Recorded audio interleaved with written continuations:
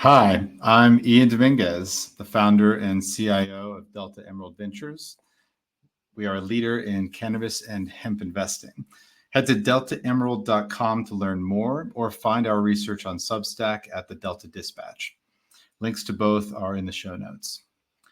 And today, for episode 3, I'm pleased to welcome Craig Lewie Lewis, the founder of Flyers Cocktail Company, to Delta Emerald Unscripted.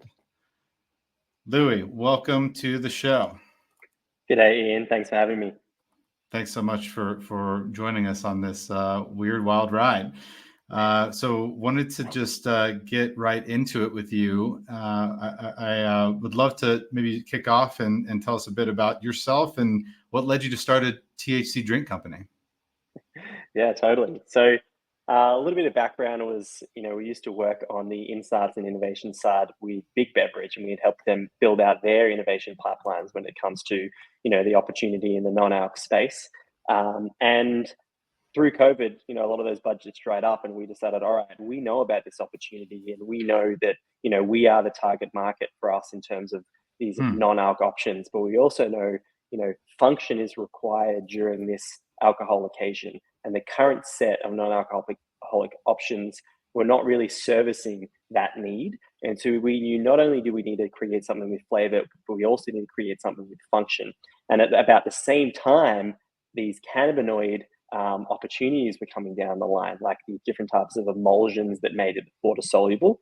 And so we kind of had this perfect timing of, okay, we have a bit of experience in the space. We know the community has a need, and we personally have a need.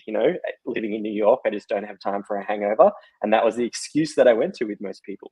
So, we created this, it was created out of COVID. And we also then effectively started, scaling it with the CBD version first, which then led us into the hemp-derived THC version. So it's been an exciting and wild ride over the last few years now. But as you know, well, there are a lot of brands achieving a lot of success. There's a lot of runway ahead of us over the next few years as well. Absolutely. And I think you and I both agree competition is here and will continue. And I think it's important to embrace that. And that's something that I really respect about the way y'all operate. I'd love for you to take us back to that time, like back in COVID times. I mean, I'm trying to think. That was White Claw summer kind of thing. That was that was alternative beverages, but people, frankly, doing a lot of drinking at that time. What was it about CBD at that time, and then tell me a little bit about where you went after that. Yeah, totally. So there's a lot of gray area when it came to CBD in terms of the actual functionality of it, and so we. Does it give effects that the consumer is looking for? Exactly. Yes. Mm-hmm. And because of that, we knew, okay, there seems to be an opportunity here. Like this, from our perspective, looks like a great solution as a functional ingredient in a non-alcoholic beverage, specifically a cocktail, to help replace alcohol.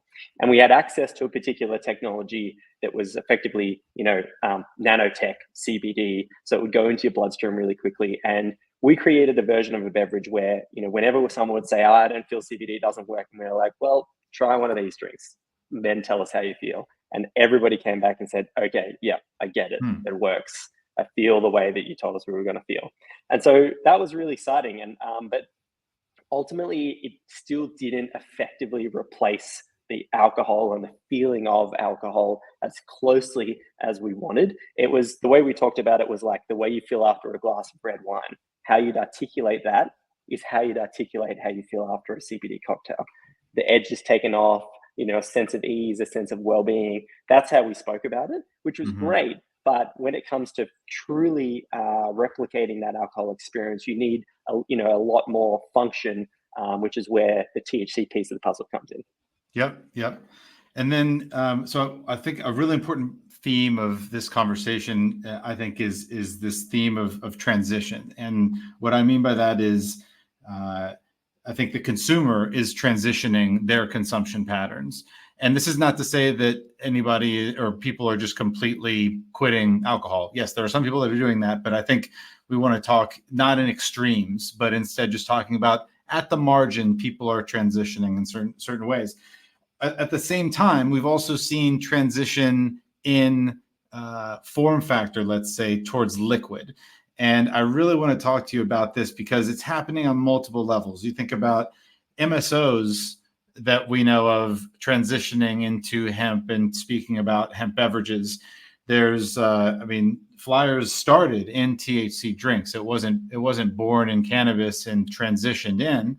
And then if you think about those that are actually carrying those beverages on trucks, those are beer distributors that are transitioning to becoming total beverage distributors, as they would say to themselves. But in that kind of story of transitions, you have a story of transition for Flyers, even though you started in THC drinks. Can you tell us a little bit about what that transition looked like for y'all? Yeah, totally. So, I think in general, like there's this movement of this ready to drink space where a lot of different beverage formats are moving into cans for the convenience, the efficiency, and also the recyclability of it, right? We had water going into cans, we had wine going into cans, we had cocktails going into cans. And obviously the convenience and the familiarity of this form factor is the key piece in creating a product that's approachable to the wider audience, particularly for people that may not have any experience with cannabinoids, right? They when you have a gummy, even if it's a CBD gummy, you're still not really sure how you're going to feel when it's going to hit, but you've cracked a can of a beverage open and you've consumed it before. So like my mum can crack one of these cans open and drink it, right? And so I think this is that familiar format is the key piece of the puzzle to help kind of approach the amount of consumers that have never touched cannabis before. And that familiarity is really, really important. And obviously it helps from a business model perspective. So we launched with the CBD in our cans, and we obviously have hemp-derived THC in our cans. And then we even, really, really dialed in our brand and, had a transition from a brand perspective to really, really lean into that, those elements of the cocktail culture as well. So we can dive into that if you like to. Absolutely. Yeah. So tell us more about that. So what were the primary reasons behind the rebrand itself, and what was important to you in terms of preserving the Flyers DNA through that transition? And I don't know if you have anything ready to go to show us, but I should have probably warned you beforehand. But if there's something you can show us, either where you landed or even where you started, where you landed, that'd be great. Yeah, totally. No worries at all. So do have a couple of cans behind me that I can bring up. Nice. Effectively, we launched the product and we launched with a CBD product, and we launched it online initially, right? So your purchase decision behavior actually happens online, and then you receive the physical package after you've made the decision and paid for it. So the design of the package was not designed to be optimized for on-shelf placement in a set of other brands, right? And so initial piece of the puzzle was we had a lot of information on the can that was helpful from an education perspective after you bought it to learn.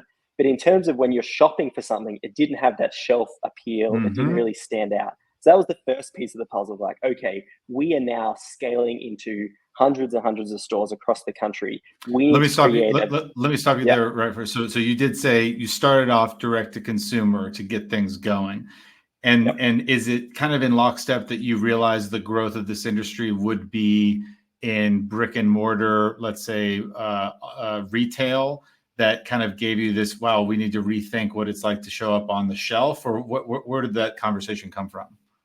That's right. Yeah. So we know, we want to really play in alcohol occasions and where consumers buy alcohol. And ultimately that is on shelves in stores, obviously also on-prem events and venues. But most of the time alcohol has not been bought online. It's only in the last few years there's been some additional tools that you can tap into, that work through the 3-tier model so you can access alcohol online. But ultimately, if we're taking some of those alcohol consumers and introducing them to these products, in physical presence in stores is going to be really important. So we needed to optimize for that.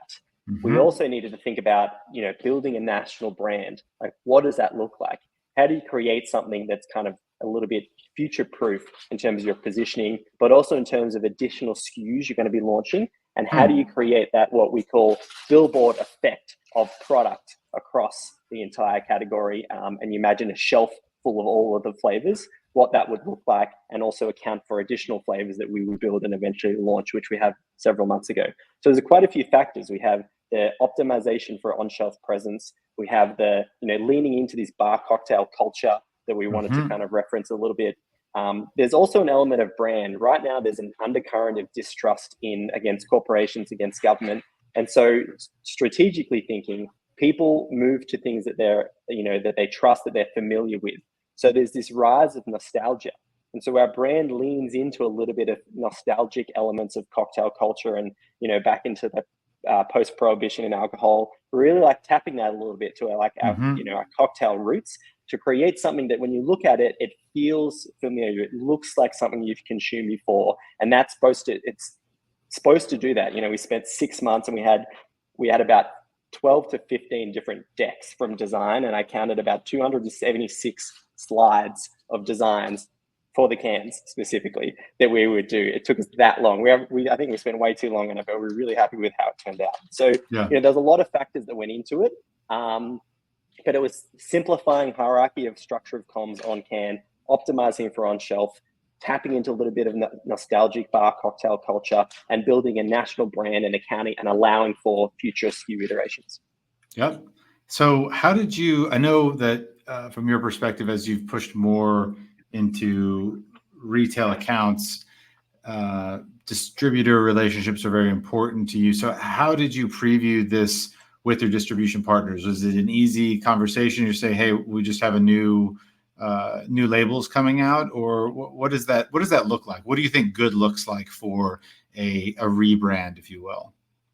In terms of execution? Totally. So we use the term brand update or brand refresh instead of rebrand. So when we spoke with them, we're like, hey, we put a lot of work in thinking about how we help drive velocity in store, optimize for comms on shelf, optimize for the brand, what the product is, and also the milligrams of THC. So they're the three biggest things that you see on the can. Flyers, old fashioned, 5 milligrams THC, right, in that order. And so when we went to them, we said, hey, we know we are building into this on-shelf presence, and we need to make sure that we have a product that actually is, you can see as a strong brand and family of, portfolio that sits there. And we presented that to them. And then we, in line, also presented the 3 new SKUs that are with that brand as well. So it was kind of like a 1-2 punch.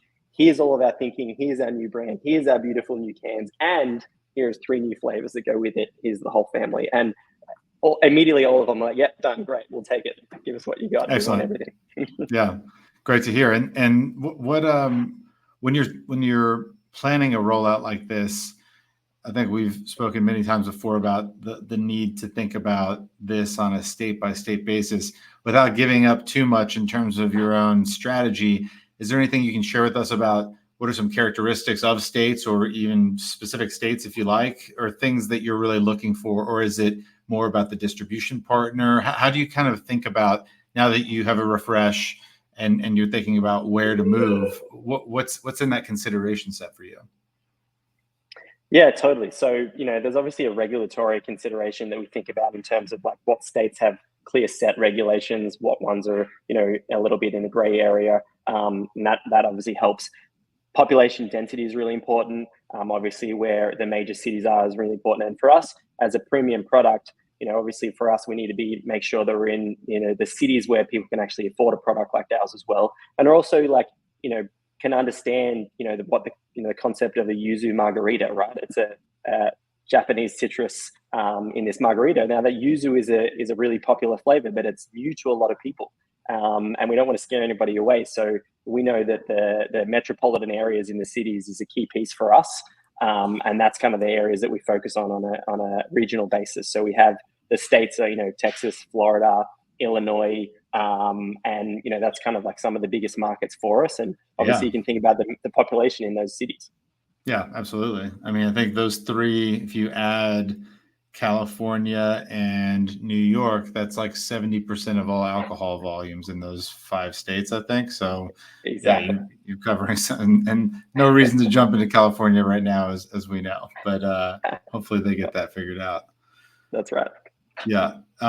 So last couple questions.